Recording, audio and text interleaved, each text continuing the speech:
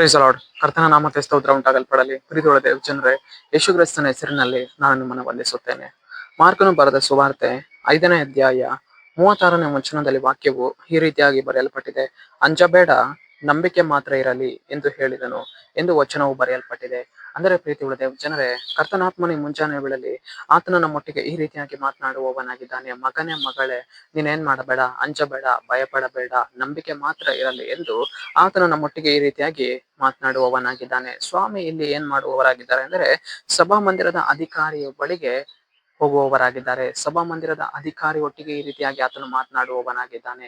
ಏನೆಂದು ಮಾತನಾಡುವವನಾಗಿದ್ದಾನೆ? ಸಭಾ ಮಂದಿರದ ಅಧಿಕಾರಿಗೆ ಆತನು ಹೇಳ್ತಾ ಇದ್ದಾನೆ, ಮಗನೇ, ನೀನೇನ್ ಮಾಡ್ಬೇಡ, ಅಂಜಬೇಡ, ನಂಬಿಕೆ ಮಾತ್ರ ಇರಲಿ, ನಿನ್ನ ಮಗಳು ಬದುಕುವಳು ಎಂದು ಆತನು ಮಾತನಾಡುವವನಾಗಿದ್ದಾನೆ. ಇವತ್ತು ನಮ್ಮ ಜೀವಿತದಲ್ಲಿಯೂ ಕೂಡ ಆತನು ನಮ್ಮನ್ನು ನೋಡಿ ಹೇಳುವವನಾಗಿದ್ದಾನೆ, ಮಗನೇ, ಮಗಳೇ, ಅಂಜಬೇಡ, ಭಯಪಡಬೇಡ, ನಾನ್ ನಿನ್ನೊಂದಿಗಿದ್ದೇನೆ, ನಾನ್ ನಿನ್ನ ಜೊತೆಗಾರನಾಗಿದ್ದೇನೆ, ಕಳವಳಗೊಳ್ಳದಿರು, ದಿಗ್ಭ್ರಮೆಗೊಳ್ಳದಿರು, ನಾನ್ ನಿನ್ನ ಸಂಘಟಿಕನಾಗಿದ್ದೇನೆ ಎಂದು ಆತನು ನಮ್ಮೊಟ್ಟಿಗೆ ಮಾತನಾಡುವವನಾಗಿದ್ದಾನೆ.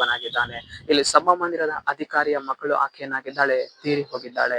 ಆದುದರಿಂದ ಆತನು ಏನ್ ಮಾಡುವವನಾಗಿದ್ದಾನೆ? ಭಯಪಡುವವನಾಗಿದ್ದಾನೆ, ಹಂಚಿಕೊಳ್ಳುವವನಾಗಿದ್ದಾನೆ. ಇವತ್ತು ನಮ್ಮ ಜೀವಿತದಲ್ಲಿಯೂ ಕೂಡ ಅನೇಕ ಪರಿಸ್ಥಿತಿಗಳು ನಮ್ಗೆ ಎದುರಾಗಿ ಬರುವಾಗ ನಾವು ಇವತ್ತು ಭಯಪಡುವವರಾಗಿದ್ದೇವೆ.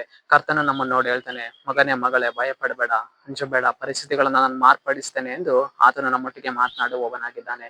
ಭಯಪಡುವಂತಹ ಸನ್ನಿವೇಶಗಳಲ್ಲಿ, ಕಣ್ಣೀರಿಡುವಂತಹ ಸನ್ನಿವೇಶಗಳಲ್ಲಿ ಆತನ ಮುಂದೆ ಕುಳಿತುಕೊಂಡು ಆತನ ಒಂದು ಬಲವನ್ನು ನಾವು ಹೊಂದಿಕೊಳ್ಳುವಾಗ ಆತನ ಅನುದಿನವೂ ನಮ್ಮನ್ನು ಇನ್ನು ಹೆಚ್ಚಿನ ತನ್ನ ಕೃಪೆಯಿಂದ ನಡೆಸುವವನಾಗಿದ್ದಾನೆ. ಹೇಗೆ ದೇವರು ಸಭಾ ಮಂದಿರದ ಅಧಿಕಾರಿಯ ಜೀವಿತದಲ್ಲಿ ಆಕೆ ಮಗಳನ್ನ ತಿರುಗಿ ಬದುಕಿಸಿ ಪರಿಸ್ಥಿತಿಯನ್ನ ಬದಲಾವಣೆ ಮಾಡಿದ್ದಾರೋ, ಅದೇ ಪ್ರಕಾರವೇ ನಮ್ಮ ಜೀವಿತದಲ್ಲಿಯೂ ಕೂಡ ಆತನು ಎಲ್ಲಾ ಪರಿಸ್ಥಿತಿಗಳನ್ನ ಮಾರ್ಪಡಿಸುವವನಾಗಿದ್ದಾನೆ. ಸತ್ತು ಹೋದಂತಹ ಪರಿಸ್ಥಿತಿಗಳನ್ನ ತಿರುಗಿ ಮಾರ್ಪಡಿಸಿ ನಮ್ಮ ನಂಬಿಕೆಗಳನ್ನ ದೃಢಪಡಿಸುವವರಾಗಿದ್ದಾರೆ. ಸಭಾ ಮಂದಿರದ ಅಧಿಕಾರಿ ಅಂತ ಇದ್ದಂತಹ ದೇವರು ಇವತ್ತು ನಮ್ಮೊಂದಿಗೂ ಆತನು ಇರುವವನಾಗಿದ್ದಾನೆ.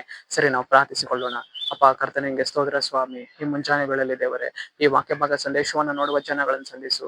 ಕರ್ತನೆ, ನಿನ್ನ ಜನರ ಜೀವಿತದಲ್ಲಿ ನೀನು ಕಾರ್ಯವನ್ನ ಮಾಡಿ ದೇವರೇ, ನಿನ್ನ ಜನರು ಭಯ ಪಡ್ತಿರುವಂತಹ ಸಂಗತಿಗಳ ವಿಷಯಗಳಲ್ಲಿ ಪರಿಸ್ಥಿತಿಗಳನ್ನ ಮಾರ್ಪಡಿಸಿ ನಂಬಿಕೆಯಲ್ಲಿ ದೃಢಪಡಿಸುವುದಕ್ಕಾಗಿ ಸ್ತೋತ್ರ. ನಜರೇತಿನ ಯೇಸುವಿನ ನಾಮದಲ್ಲಿ ಕರ್ತನೆ, ಆಮೆನ್, ಆಮೆನ್.